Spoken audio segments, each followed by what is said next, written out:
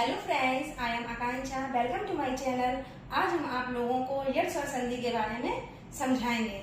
तो चलिए स्टार्ट करते हैं। यड़ स्वर संधि। यड़ स्वर संधि। यड़ स्वर संधि का सूत्र होता है इको यड़चि। इको यड़चि। तो देखिए इसकी परिभाषा क्या है।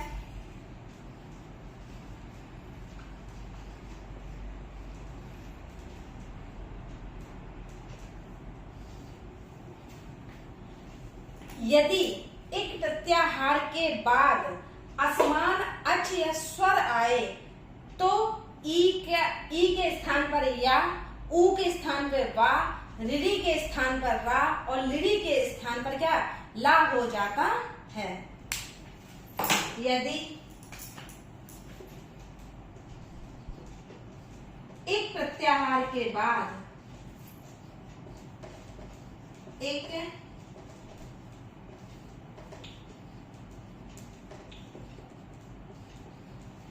प्रत्याहार के बाद कोई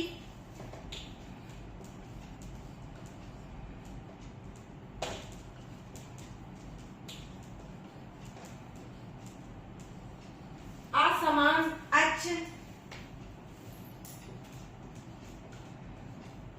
या स्वर आए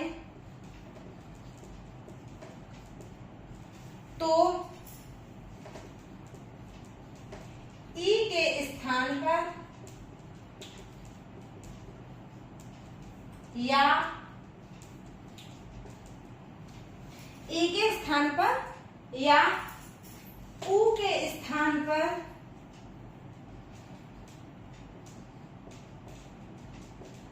ऊ के स्थान पर वा, रिरी के स्थान पर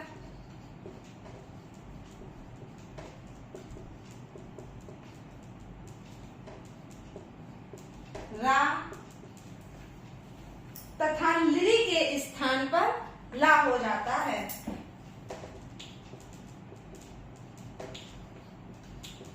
लिरी के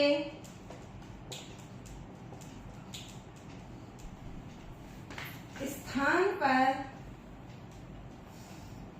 ला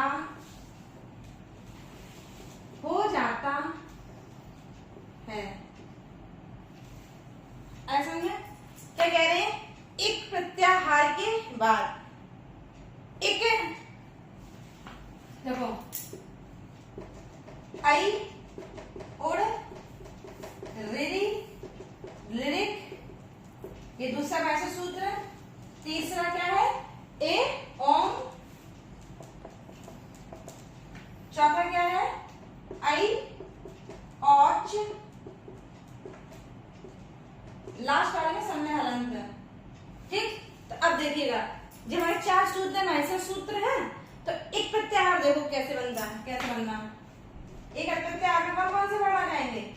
पहला और लास्ट क्या करते थे? छोड़ देते हैं। एक प्रत्याहार ई से स्टार्ट हुए का तक वर्ड आ जाएंगे एक प्रत्याहार में, लेकिन क्या होता है कि लास्ट वाले छोड़ दिए जाते हैं। तो क्या आ गया? ई ऊ रिरी लिरी। तो एक प्रत्याहार का मतलब क्या हो गया कि ई ऊ रिरी लिरी। हम शॉर्ट में लिख दे रहे हैं। एक प्रत्याहार का मतलब हो गया ई ऊ रिरी और लिरी। ये हो गया एक प्रत्याहार। अब क्या कह रहे हैं? यदि एक प्रत्याहार कह दो, चाहे ई ऊ रिरी लिरी कह दो, ठीक है, कोई बात कोई असमान अच। अच का मतलब क्या हो गया? अच प्रत्याहार। तो अच प्रत्याहार में कौन कौन से वर्ड आ जाएंगे? देखो आ से लेके चा तक के वर्ड अच प्रत्याहार में आ जाएंगे। तो अब लास्ट वाले क्या करते हैं? छोड़ दिए जाते हैं। ये हमने छोड़ दिया और ये हमने छोड़ दिया। तो अब क्या हो गया? आ ई ऊ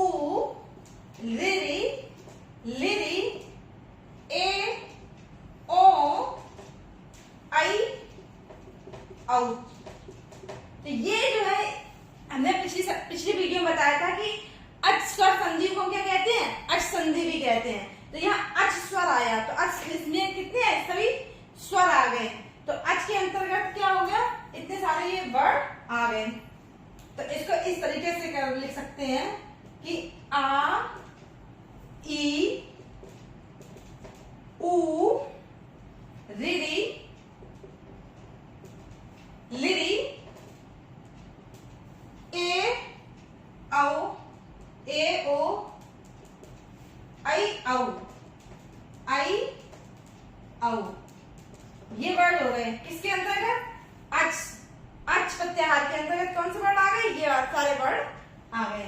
तो क्या कह रहे हैं, समझो, एक प्रत्याहार के बाद कोई असमान स्वर ई, ऊ, ऋरी, लिरी के बाद इनमें से कोई भी असमान स्वर आता है तो आए तो ई के स्थान पर या हो जाएगा, ऊ के स्थान पर वा हो जाएगा, ऋरी के स्थान पर रा और लिरी के स्थान पे क्या हो जाएगा, ला हो जाता है। एग्जाम्पल लेके समझाते हैं।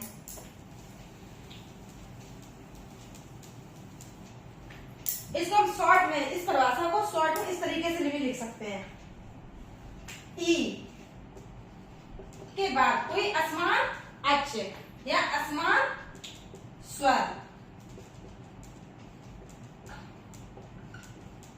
ई के बाद, ई, ऊ, ऋरी, लिरी के बाद असमान स्वर आए तो हमारा ई का क्या हो जाता है, ई के स्थान पर या हो जाता है। इसी तरीके से ऊ प्लस असमान स्वर, असमान स्वर क्यों, क्योंकि अगर समान स्वर हो जाएंगे तो दीर्घ संधि हो जाएगी, तो यहाँ क्या है, असमान स्वर। तो ऊ के स्थान पर हमारा क्या हो जाएगा, वा। ऋरी के बाद में ई, ऊ, ऋरी, ऋरी के बाद में कोई असमान स्वर आता है तो ऋरी के स्थान पर क्या हो जाता है, रा। इसी प्रकार लिरी, लिरी के स्थान पर कोई असमान स्वर आता है तो लिरी के स्थान पर हमारा क्या हो जाएगा, ला। इस तरीके से देखिए, ई, ऊ, ऋरी, लिरी, ई के स्थान पे क्या आ जाएगा, या, ऊ के स्थान पे क्या आ जाएगा, वा, ऋरी के स्थान पे क्या आ गया, रा, और लिरी के स्थान पे क्या आ गया, ला। एग्जाम्पल लेके समझाते हैं। जैसे एक संधि विच्छेद है, मधु, धन, अरि। अब देखिएगा हम क्या कर रहे हैं, धास से मात्रा को अलग कर रहे हैं। तो धास से जब ऊ निकलेगा तो हलंत लग जाएगा, क्योंकि ये कैसा हो गया, अधूरा। तो ऊ प्लस अरि। अब देखिए ऊ के बाद क्या है, असमान स्वर। समान स्वर होता तो दीर्घ संधि हो जाती, तो ये कैसा है, असमान स्वर। तो ऊ के बाद असमान स्वर हुआ तो ऊ के स्थान पे क्या आ गया, वा। तो ऊ प्लस आ, ऊ के बाद कोई असमान स्वर आया तो क्या बन गया, वा। अब देखिएगा धाम में क्या लगा, हलन, तो ये कैसा है, आधा। तो इसको हमने इस तरीके से आधा लिख लिया, और ऊ के स्थान पे क्या हो गया, वा। तो हमने ये वा लिख लिया, और बाद में क्या लिखा, दी। तो इस तरीके से तुम्हारी संधि विच्छेद हो गई मध्वरी। दूसरा एग्जाम्पल लेते हैं।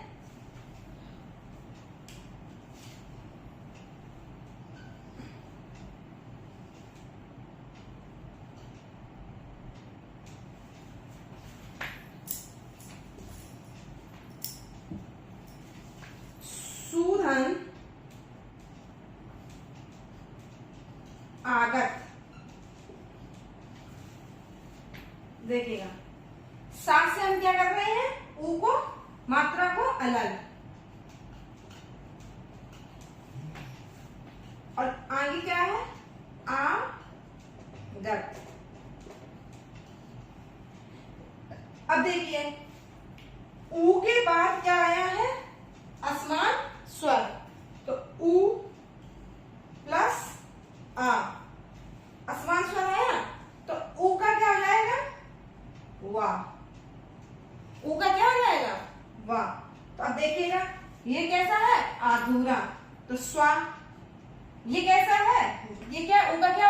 वाह, तो ये हो गया वाह डंडा, और लास्ट में क्या है गत, तो ये हो गई स्वागत।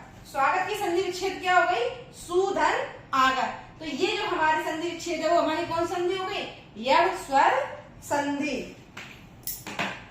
अब तीसरी संधि विच्छेद हम लेते हैं प्रतिधन एकम।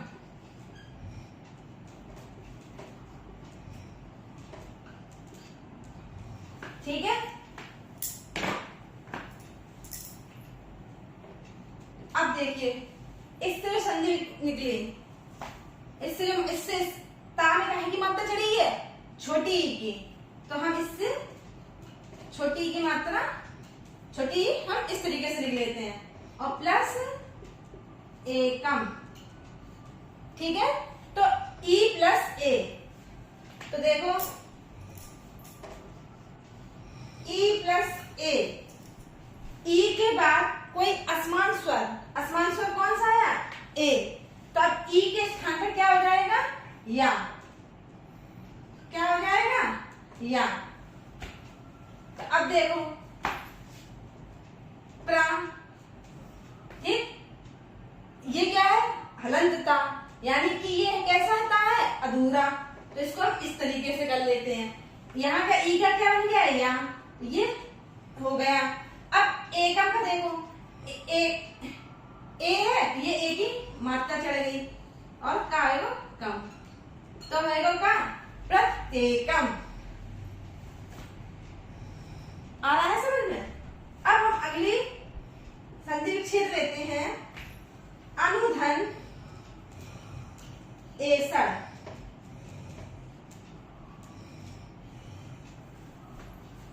अनुधन एसड़, अब देखिएगा क्या कर रहे हैं, ना से हम क्या कर रहे हैं, मात्रा को अलग कर लिया, क्या हो गया, उ प्लस ए सड़। तो देखो उ प्लस ए सड़ क्या होगा, उ के बाद क्या आया, असमान स्वर, तो असमान स्वर आया तो क्या होता है, उ का क्या हो गया, वाह, ये हमारा क्या हो गया, वाह। अब देखो आ ऐसे हो गया, ना हलंत है तो हम कैसे बना देंगे, अधूरा ना है तो आधा ना बना देंगे, वाह बना देंगे, क्योंकि ऊ का क्या हो गया, वाह हो गया। ए की हम मात्रा चढ़ा देंगे, तो क्या हो गया, अनवे, लास्ट में क्या है, सड़, तो ये हमारा हो गया अन्वेषण। क्या हो गया संधि विच्छेद, अन्वेषण। अगली हम संधि विच्छेद लेते हैं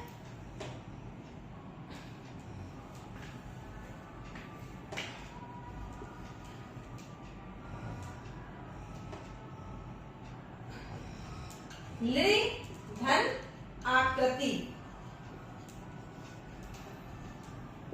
ये तो तुम्हें इस तरीके से, इस परिभाषा का ये सार है, इसको हम इस तरीके से भी हमने शॉर्ट में लिख लिया है। अब देखो लि धन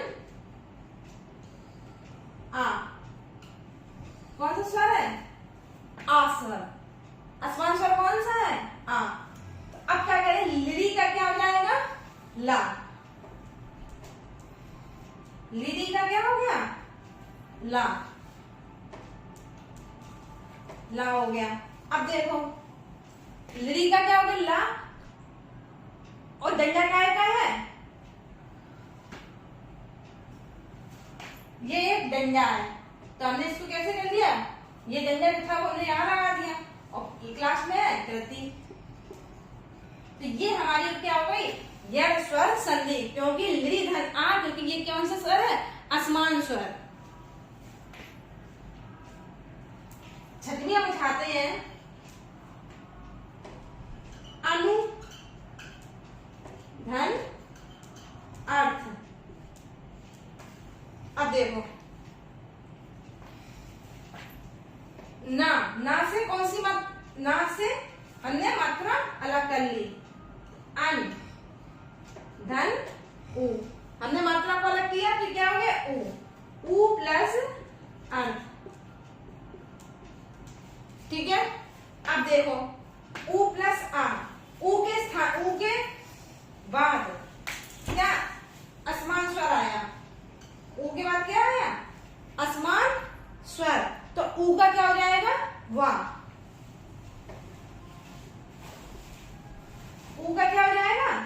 वाह।